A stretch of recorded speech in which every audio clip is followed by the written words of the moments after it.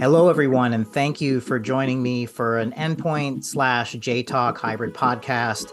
I'm your host, David Rastatter, Senior Director of Product Marketing here at Jitterbit, and I'm happy to welcome to our panel Yaqub Hosseini, who's Sales and Partnerships at B2B Wave, and then Tristan St, who's our very own Sales Executive here at Jitterbit. Today, we're actually going to be talking about the state of B2B today and beyond, and what are some of the trends now that are going to be affecting us moving forward into 2023.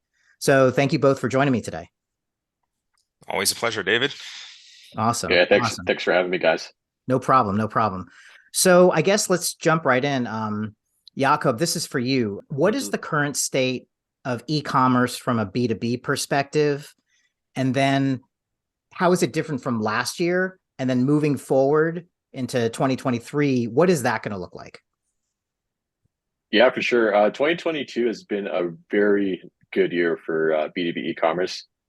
So just in 2022, online sales on B2B e-commerce sites, login portals, marketplaces have increased 25% from previous years. So I'd say about 65% of B2B companies are fully transacting online right now, and that number is expected to go to 35% in 2023. A big part of this rapid adoption of B2B e-commerce sales online had to do with, both, us coming from the pandemic, and also a lot more millennial buyers being involved in the B2B selling process. So, a lot of customers, B2B customers want social proof. They want a better customer experience. They want to work with brands that have a more digital presence. So, a lot of these companies are starting to invest in the B2B e-commerce platforms, and that's why that growth has been so immense.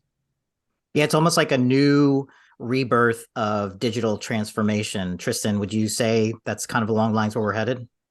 Oh, yeah. I think a lot of businesses are just sort of emulating what Amazon has done. And Amazon really is a B2B platform that is customer facing, right? It's all about connecting customers to all of these different suppliers. So I think that's essentially what it came down to. Yeah, I, for sure. Go on. yeah, I always say this too. I always say Amazon spoiled everyone. Just the faster shipping times, the better experience. Yeah, they certainly did. And they added that layer of convenience that I think other avenues to buy things were lacking. And they kind of became pioneers on a need basis rather than like, let's just go innovate. They actually, I feel like they really listened to their customers, paid attention to the analytics, saw where customers needed to be picked up on their journey or like started to drop off, and they kind of filled those gaps. Yeah, exactly. Yep. Right on.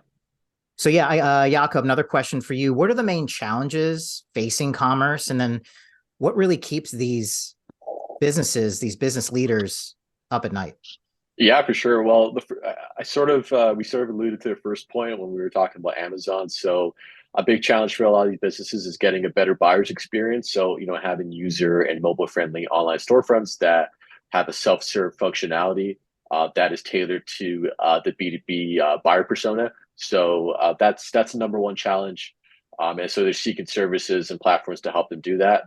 Number two is, being able to have better data analytics. The B2B landscape's getting very competitive, and a lot of the biggest competitors and biggest players in the industry are taking advantage of analytics, tracking customer behavior, identifying which products are selling or not. And the last point, it kind of ties into Jitterbit too. Integrations. Integrations are important for businesses, automating workflows and processes. A lot of these businesses had different systems that were siloed, and it was hard for them to get visibility on data, and they're doing a lot of manual processes when it came to uploading information to their ERPs and their accounting systems. So, those are the three huge challenges that businesses are facing. Tristan, you're out in the fields talking to different businesses and people in this industry. What keeps them up at night? I think Yaqub hit the nail on the head there. I think it really is a matter of, essentially tightening budgets, doing more with less, but also just, engaging with these businesses, especially vendor supplier relationships, engaging with each other.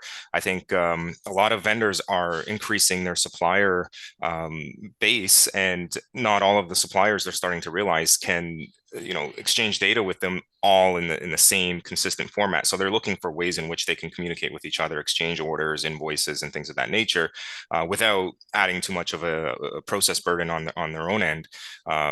So I think it's all coming down to technology at the end of the day that's going to enable this. Yeah, and I'm noticing, as Gartner is rolling out hyperautomation, which is a process-driven technology behind AI, RPA, conversational AI, NLP, all of that is really now it's really coming forward into fruition to be more of a commonality, I think. Well, hyperautomation will be more of a commonality, next year and beyond, because Tristan, you and I did a podcast exactly on this, the process automation, really automating those workflows, right? Exactly.